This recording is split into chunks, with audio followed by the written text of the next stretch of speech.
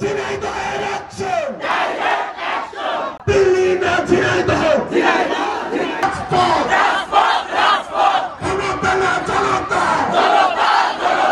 দিয়েছি তো রক্ত আরো দেব রক্ত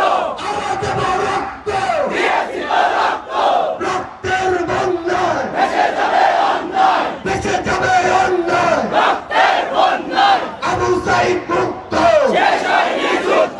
শেষ হয়নি যুদ্ধ।